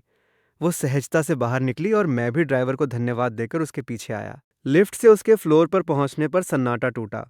मैंने ब्रुक को सहारा दिया और हम उसके फ्लैट के दरवाजे तक आए। जैसे ही दरवाज़ा खुला, उसके घर की वही खास और मीठी खुशबू मुझ तक पहुंची। ये पहली बार था जब मैंने ब्रुक के अकेले रहने वाले इस घर में कदम रखा था। ब्रुक ने एक तरफ होते हुए कहा कि अंदर आओ और थोड़ी देर बैठो, पानी पी लो। उसका लहजा इतना सामान्य था जैसे कोई आम मेहमान नवाजी हो। लेकिन मेरा दिल जोर से धड़का। देर रात एक अकेली औरत का घर, नशे का माहौल और हमारे बीच की वो छुपी हुई बातें, ये सब मिलकर एक बहुत ही खतरनाक और आकर्षक दिशा की तरफ इशारा कर रहे थे। दरवाजे पर खड़ा मैं पूरी तरह कश्मकश में था। मैंने कहा कि रहने दो ब्रुक, बहुत रात हो चुकी है, इसलिए मुझे अब निकलना चाहिए। मेरी आवाज़ सूखी थी और उसमें एक ऐसी कमज़ोरी थी जो मुझे खुद पसंद नहीं आ रही थी। दिमाग कह रहा था कि तुरंत मुड़ो और चले जाओ, लेकिन पैर जैसे फर्श से चिपक गए थे। ब्रुक ने सीधे होकर मेरे पैरों के पास पुरुषों वाले स्लीपर्स रख दिए। उसका ये तरीका इतना सहज था जैसे वो पहले भी ऐसा कर चुकी हो। इसके बाद वो खुद अंदर चली गई। मैंने गहरी सांस ली और जूते बदलकर वो स्लीपर्स पहन लिए। वो स्लीपर्स बिल्कुल नए थे लेकिन मेरे पैरों में बिल्कुल सही आए। इस बात से मेरी धड़कन एक बार फिर बढ़ गई। मैं उसके पीछे लिविंग रूम में गया। घर बहुत ही सुंदर और शालीन तरीके से सजा हुआ था। हवा में वही खुशबू थी जो उसके शरीर से आती थी। उसने अपना कोट उतारा और टांग दिया। अंदर उसने सिल्क की शर्ट पहनी थी। अनजाने में ही उसके ऊपर के 2 बटन खुले थे, जिससे उसकी गर्दन का हिस्सा दिख रहा था। वो किचन की टेबल की तरफ बढ़ी और पीठ घुमाकर फ्रिज खोला और नीचे झुककर कुछ निकालने लगी। उसकी फिटिंग वाली स्कर्ट में उसकी फिटनेस साफ नजर आ रही थी। मेरा गला सूख रहा था और मुझे पानी की बहुत ज़रूरत थी। मैंने कहा कि पानी ही ठीक है ब्रुक, धन्यवाद। ब्रुक ने फ्रिज से पानी की 2 बोतलें निकालीं। जब वो मुड़ी तो उसकी शर्ट का तीसरा बटन भी खुल चुका था। उसने जैसे ही मुझे पानी दिया, उसकी उंगलियां मेरे हाथ से छू गईं। उस ठंडे एहसास से मेरे अंदर एक कंपन हुआ। ब्रुक ने मुस्कुराते हुए पूछा कि क्या मुझसे डर रहे हो? मैंने बोतल खोली और बड़े बड़े घूंट पीने लगा। पानी की कुछ बूंदें मेरी ठोड़ी से होते हुए शर्ट के अंदर चली गईं। मैंने कहा कि ब्रुक, तुमने आज बहुत ज्यादा पी ली है। वो धीरे से हंसी और एक कदम और करीब आई। परफ्यूम और शराब की महक हवा में तैर रही थी। उसने मेरे गर्म गाल को छूते हुए कहा कि कल रात तो तुम इतने डरपोक नहीं थे। उसकी उंगलियां बहुत गर्म थीं। मैंने अचानक उसकी कलाई पकड़ ली। हमारी सांसें एक दूसरे से मिल रही थीं। उसकी पलकें थोड़ी कांपीं, लेकिन उसने हाथ पीछे नहीं खींचा। उसने बहुत धीमी आवाज में कहा कि अब तुम्हें समझ आया कि कौन इस इम्तिहान में फेल हो गया है। उसका दूसरा हाथ मेरी बेल्ट की तरफ बढ़ा और जैसे ही धातु की हल्की सी आवाज हुई, मेरा खुद पर से नियंत्रण पूरी तरह खत्म हो गया। मैंने उसे कमर से पकड़ा और उठाकर किचन की टेबल पर बिठा दिया। पानी की बोतल फर्श पर गिर गई। उसके मुंह से एक हल्की सी आवाज निकली और उसने अपनी टांगें मेरी कमर के आसपास लपेट लीं। उसकी स्कर्ट काफी ऊपर खिसक चुकी थी और जब मेरा हाथ उसकी त्वचा से छुआ तो उसका पूरा शरीर कांप उठा। उसने मेरे कान के पास धीरे से कहा कि कमरे में चलो, और उसकी उंगलियां मेरे बालों में खो गईं। जैसे ही मैंने उसे गोद में उठाया, गलियारे में हमसे एक गुलदस्ता टकराकर गिर गया, लेकिन हम दोनों में से किसी ने उस पर ध्यान नहीं दिया। मैं उसे थामे हुए उस बड़े और मुलायम बेड पर गिर गया। मेरी पुरानी आदतें तुरंत जाग उठीं। वह एहसास और वह हरकतें हमारे बिजनेस ट्रिप वाली रात से हूबहू मिल रही थीं। उसने थकी हुई आवाज़ और एक जीत की मुस्कान के साथ मेरे कान में कहा कि अब तो तुम्हें यकीन हो गया ना कि वो कोई सपना नहीं था। मैंने अपना सिर झुकाकर उसे चूम लिया और मेरी सारी समझदारी एक पल में हवा हो गई। हम सूखी घास में लगी उस आग की तरह थे, जो एक छोटी सी चिंगारी से पूरी तरह भड़क उठी थी। ब्रुक का साथ मेरी उम्मीद से कहीं ज्यादा तीव्र था। उस अंधेरे में मेरी सूंघने और सुनने की ताकत बहुत बढ़ गई थी। उसकी हर सांस और उसके शरीर की हर हलचल साफ महसूस हो रही थी। हम एक दूसरे को अपने करीब पाने के लिए बेकाबू हो रहे थे, जैसे हम एक दूसरे में पूरी तरह खो जाना चाहते हों। तूफान के शांत होने में कितना वक्त बीता, इसका मुझे अंदाजा नहीं रहा। हम दोनों में से कोई कुछ नहीं बोला। उस गहरे सन्नाटे में बस हमारी सांसें धीरे धीरे शांत हो रही थीं। जैसे ही मेरा होश वापस आया, मेरे अंदर एक घबराहट और असमंजस भर गया। मैं थोड़ा ऊपर उठा ताकि उसके चेहरे के भाव देख सकूं। अंधेरे में उसकी आंखें बहुत चमकदार दिख रही थीं, जिनमें कई तरह की भावनाएं छुपी थीं।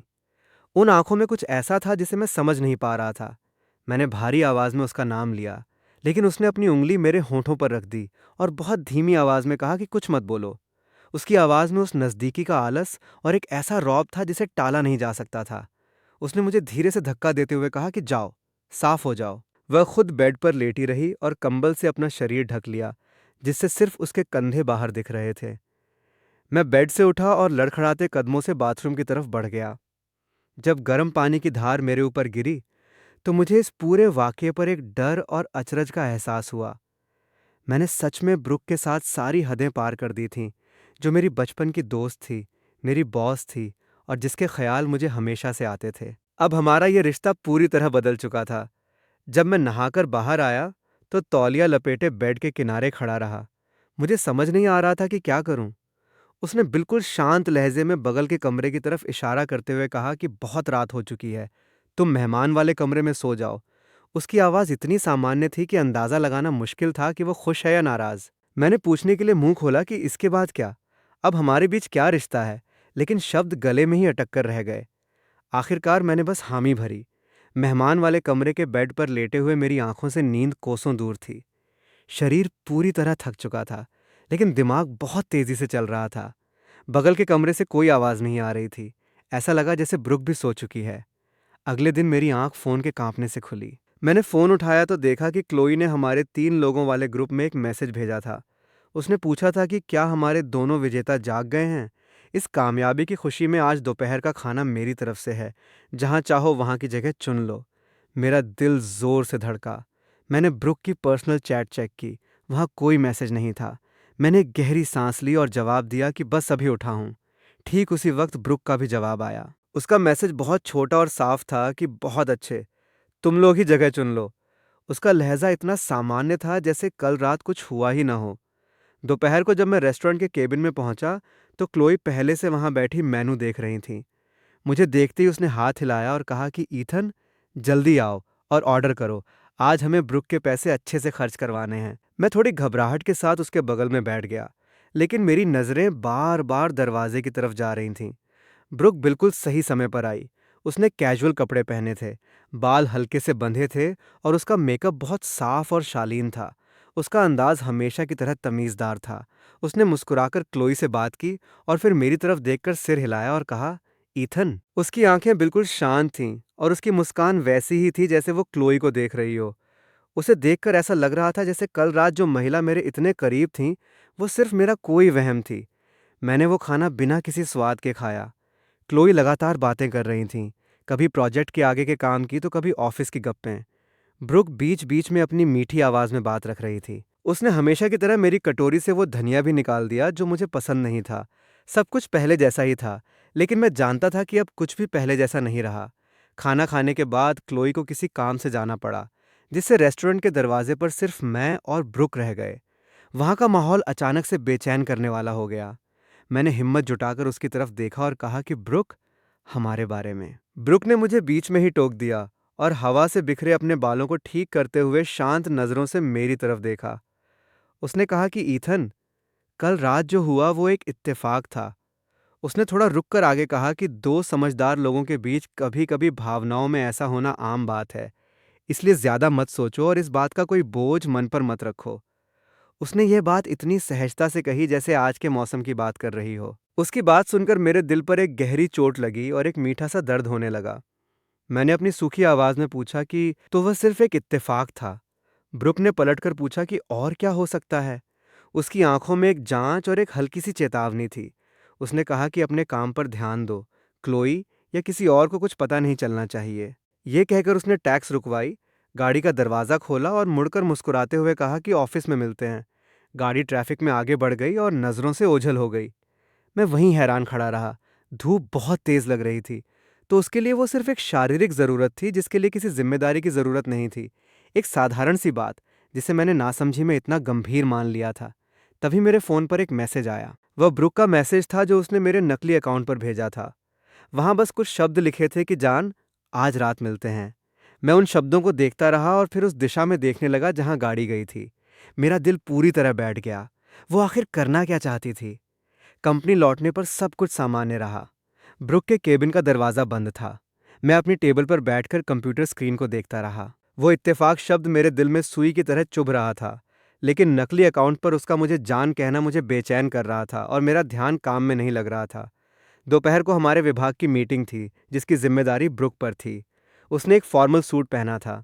उसकी आवाज़ शांत थी और उसकी बातें बहुत साफ थीं, जिसे देखकर वो कल रात वाली महिला से बिल्कुल अलग लग रही थी। नीचे बैठे बैठे मेरी नज़रें उसके होठों पर चली जाती थीं और मुझे याद आता था कि कैसे कल रात वो मेरे कान में फुसफुसा रही थी।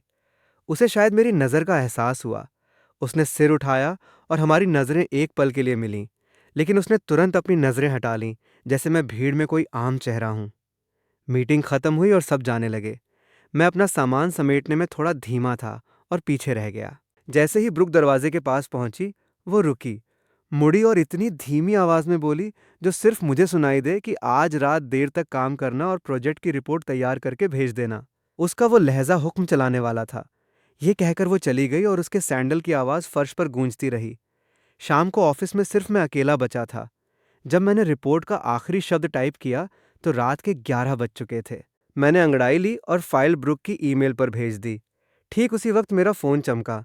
नकली अकाउंट पर ब्रुक ने एक लोकेशन भेजी थी, जो ऑफिस के पास ही एक बड़े होटल की थी।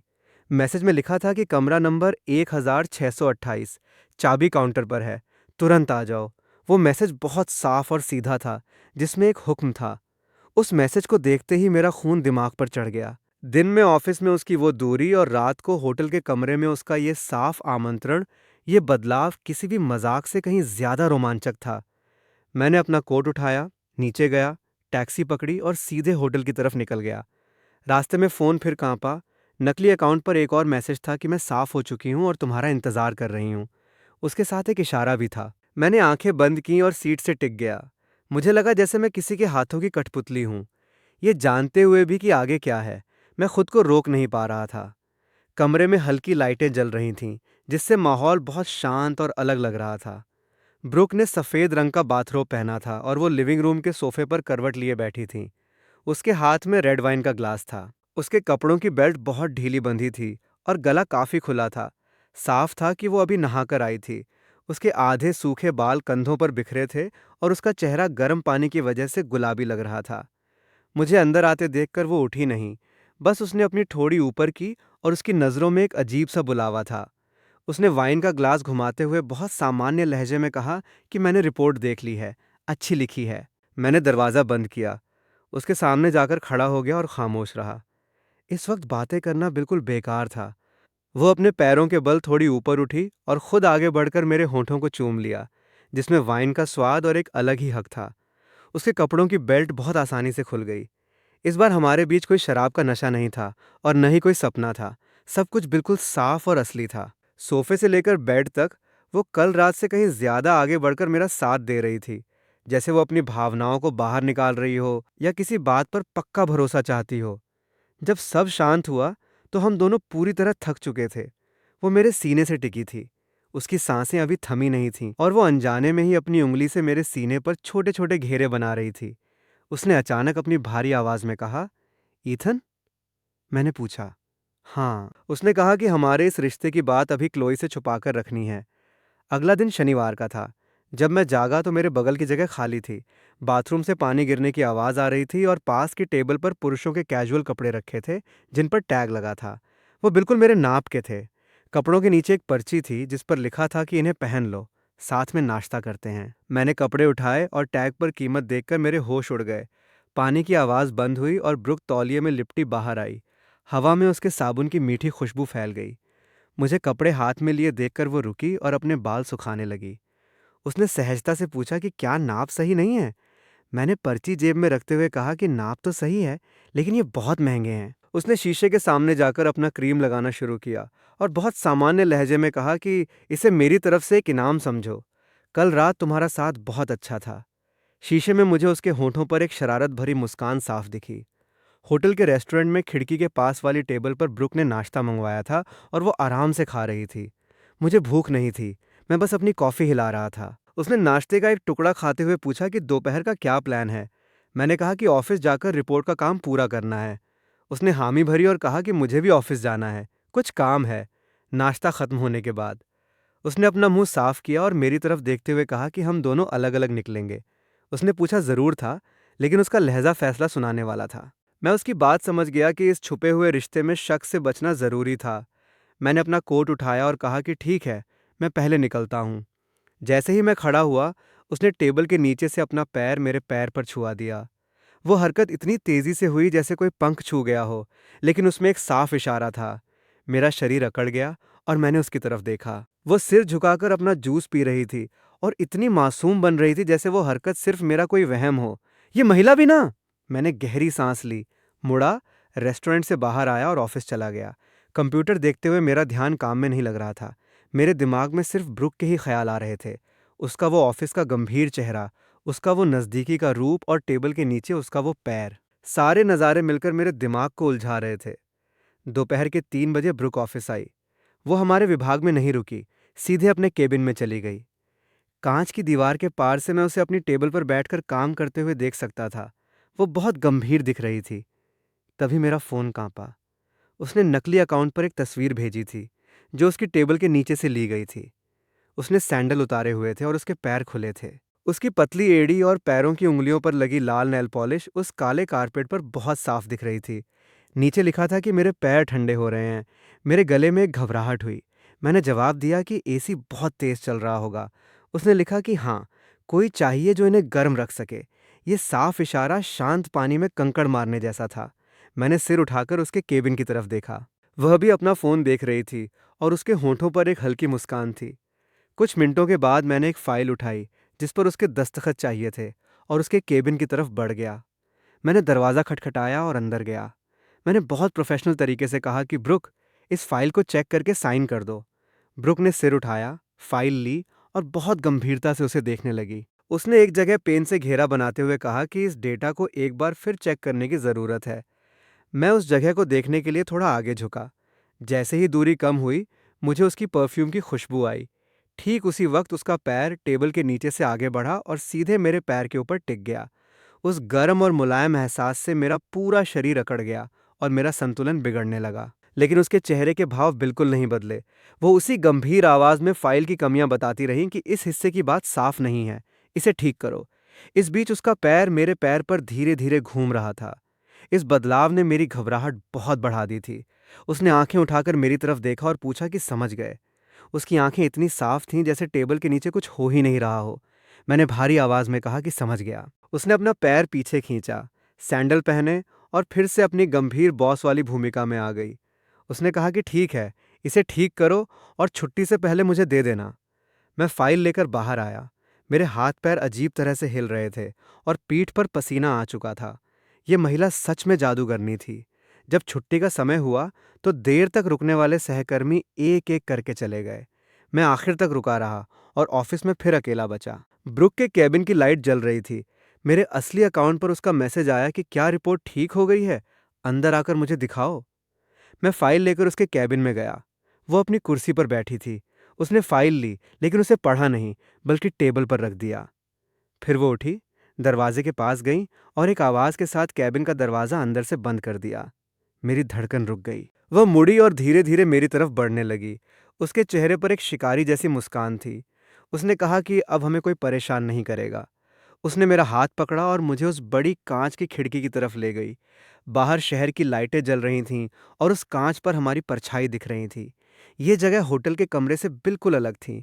ऑफिस की इस बड़ी टेबल पर इस छुपे हुए रिश्ते का एक अलग ही रोमांच था। वहाँ हमारा एक अलग ही रूप सामने आया। जब सब खत्म हुआ तो वो टेबल के किनारे टिकी अपने बिखरे बाल और कपड़े ठीक कर रही थीं। उसका चेहरा लाल था। मैं फर्श पर बिखरी फाइलें उठाने लगा। उसने अपनी सांसें संभालते हुए कहा कि अब रिपोर्ट में कोई कमी नहीं है, इसे कल जमा किया जा सकता है। उसका लहजा फिर से वैसा ही गंभीर हो गया जैसे अभी जो हुआ वो सिर्फ एक धोखा था। मैंने अपना सिर नीचे रखते हुए बस हामी भरी।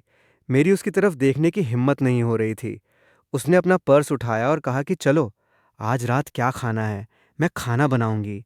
मैं हैरान होकर उसे देखने लगा। वो थोड़ा मुस्कुराई और बोली कि क्या हमारे बीच सिर्फ बेड तक का रिश्ता है? क्या हम साथ में घर का खाना भी नहीं खा सकते? उसकी बात सुनकर मेरे पास कोई जवाब नहीं था। मैं उसके पीछे पीछे उसके फ्लैट पर आ गया। उसने अपने सैंडल उतारे, घर के ढीले कपड़े पहने, बाल बांधे और सीधे किचन में चली गई। वहाँ एप्रन पहनकर सब्जी काटते हुए उसके चेहरे से वो ऑफिस का रौब गायब था और वो बहुत ही शांत और घरेलू लग रही थी। किचन के दरवाजे से टिक कर मैं उसकी पीठ को देखता रहा। मेरा दिमाग पूरी तरह सुन्न था। आखिर इस रिश्ते को क्या नाम दिया जाए? ये सब बहुत उलझा हुआ था। खाना खाते समय वह बहुत शांत थी और उसने काम के बारे में कोई बात नहीं की, बस यहाँ वहाँ की आम बातें करती रही हैं। हैरानी की बात थी कि उस माहौल में एक अजीब सा तालमेल दिख रहा था। खाना खत्म होने के बाद मैंने खुद आगे बढ़कर टेबल साफ की और वो मेरे बगल में खड़ी होकर बर्तन धोने लगी। सिंक में पानी तेजी से गिर रहा था। तभी ब्रुक ने अचानक पूछा, ईथन, अगर क्लोई को पता चला तो तुम क्या करोगे? उसने मेरी तरफ देखा भी नहीं। उसका पूरा ध्यान प्लेट से साबुन साफ करने पर था। मेरे हाथ वहीं रुक गए और मैंने कहा, ब्रुक, चलो शादी कर लेते हैं। नल झटके से बंद हो गया। ब्रुक तुरंत मुड़ी और उसने अपने गीले हाथों से मेरी शर्ट का कॉलर कसकर पकड़ लिया। नींबू वाले साबुन की खुशबू मेरे चेहरे पर आ रही थी। उसने कहा, एक बार फिर से कहो। मैंने अपनी आवाज को उम्मीद से ज्यादा पक्का रखते हुए दोहराया, चलो शादी कर लेते हैं। ये कोई इत्तेफाक नहीं है और न ही सिर्फ शारीरिक जरूरत है। बात यह है कि मैं तुम्हें चाहता हूं। उसकी आंखों में कुछ बदला, एक हलचल हुई और फिर उसके होंठों पर एक हल्की सी मुस्कान आ गई। उसने अपनी सांसें भारी करते हुए पूछा, क्या तुम सिर्फ इसलिए जिम्मेदारी उठाने का नाटक कर रहे हो क्योंकि हम साथ थे? उसके नाखून मेरे हाथ में चुभ रहे थे और उसने कहा, तुम बहुत चालाक हो। मैंने उसके कान के पास धीरे से कहा, तुम बहुत जादूगरनी हो। अब बताओ, शादी करोगी या नहीं? वहीं किचन के सिंक के सामने हमने एक दूसरे को चूम लिया और इस चक्कर में बर्तनों की टोकरी भी गिर गई। अचानक उसने मुझे पीछे धकेला और सीधे कमरे में भाग गई। वहां से वो अपना घरेलू दस्तावेज लेकर आई और सीधे मेरे सीने पर मारते हुए बोली, कल सुबह ठीक 9 बजे मुझे कोर्ट के दरवाजे पर मिलना। अगर देर हुई तो तुम्हारी खैर नहीं। कोर्ट से बाहर आते समय धूप बहुत तेज लग रही थी। ब्रुक ने अपने हाथ में वो लाल रंग का मैरिज सर्टिफिकेट थाम रखा था और वो उसे धूप की रोशनी में बार बार देख रही थी। उसके होंठ बंद थे, लेकिन उसकी आंखों की खुशी छुप नहीं रही थी। मैंने कुछ नहीं कहा, बस आगे बढ़कर उसका हाथ कसकर पकड़ लिया। उसकी हथेली में थोड़ा पसीना आ चुका था। उसने अचानक पैर पटका और मेरी तरफ गुस्से से देखते हुए कहा कि ईथन, अभी भी वक्त है। अगर चाहो तो पीछे हट सकते हो। तलाक का काउंटर बिल्कुल पीछे ही है। मैं हंसा और उसके कान के पास कहा कि ब्रुक, भूल जाओ। ये जाल मैंने खुद बुना था। अब जब तुम इसमें आ चुकी हो तो बाहर निकलने की सोचना भी मत। उसने धीरे से मुंह बनाया, लेकिन उसके होंठों पर पूरी मुस्कान आ गई। मैंने उसे संभाला और गाड़ी में बिठाया। जो होना है वो तो होकर रहेगा। आज रात हमने क्लोई के साथ डिनर का प्लान बनाया था और जगह उसकी सबसे पसंदीदा चुनी थी। जब केबिन का दरवाज़ा खुला तो क्लोई सिर झुकाकर फ़ोन देख रही थी और मुंह में पाइप दबाकर जूस पी रही थी। हम दोनों को साथ अंदर आते देखकर उसकी आंखें चमक उठीं और वो बोली, तुम लोग आ गए। मुझे बहुत तेज़ भूख लगी थी। फिर उसने हमें ध्यान से देखते हुए कहा, तुम दोनों के चेहरे इतने अजीब क्यों लग रहे हैं? ब्रुक ने कोई जवाब नहीं दिया। उसने बस अपने पर्स से वो लाल किताब निकाली और धीरे से टेबल पर उसके सामने रख दी। क्लोई के चेहरे की मुस्कान वहीं थम गई। वो आधे मिनट तक उस लाल किताब को बिना पलक झपकाए देखती रही, यहां तक कि उसका पाइप भी ग्लास में गिर गया। फिर उसने धीरे से सिर उठाया।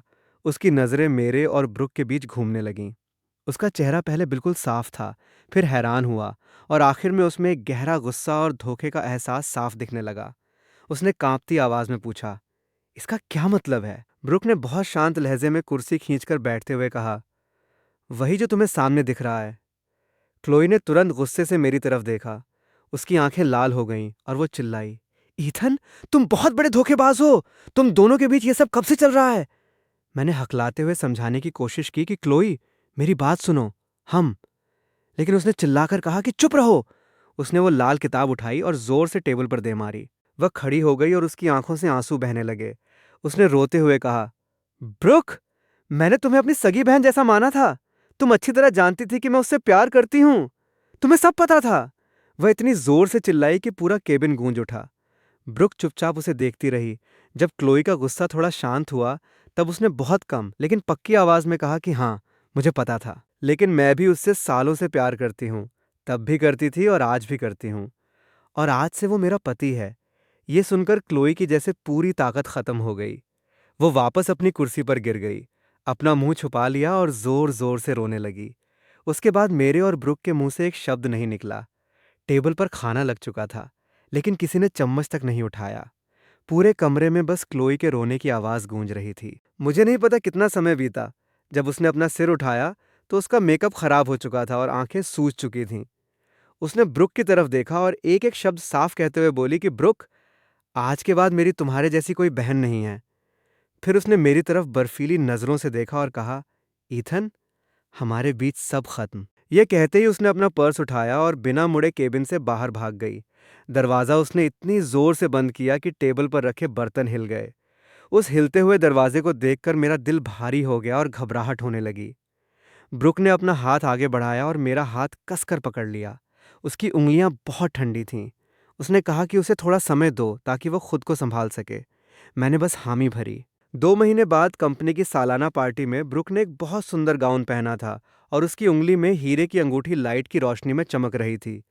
वाइस प्रेसिडेंट होने के नाते वो स्टेज पर भाषण दे रही थी और मैं मुख्य टेबल पर बैठकर उसके लिए तालियां बजा रहा था। क्लोई पास वाली टेबल पर बैठी थी और वो बहुत शांत लग रही थी। पार्टी के बीच में जब वो जाने के लिए उठी तो उसके सैंडल की वजह से उसका पैर थोड़ा डगमगाया। मैंने अनजाने में आगे बढ़कर उसे संभाला। उसने अपना हाथ पीछे खींचते हुए एक औपचारिक मुस्कान के साथ कहा, धन्यवाद। मुझे पता ही नहीं चला कि ब्रुक कब हमारे पीछे आकर खड़ी हो गई थी। उसने अपना हाथ मेरे कंधे पर रखा और कहा, क्लोई, अगले साल से मार्केटिंग विभाग की जिम्मेदारी तुम संभालोगी। क्लोई ने सिर उठाया और हमारी तरफ देखा। उसने शैंपेन का ग्लास उठाया और एक बार में खाली कर दिया। फिर उसके होंठों पर वही पुरानी शरारत भरी मुस्कान आ गई। उसने कहा कि बिल्कुल, लेकिन ब्रुक, जो बच्चा छुपकर मिठाई खाता है उसे सजा तो भुगतनी ही पड़ती है। तभी ऑफिस की लाइटें थोड़ी कम हुई और डांस का म्यूजिक बजने लगा।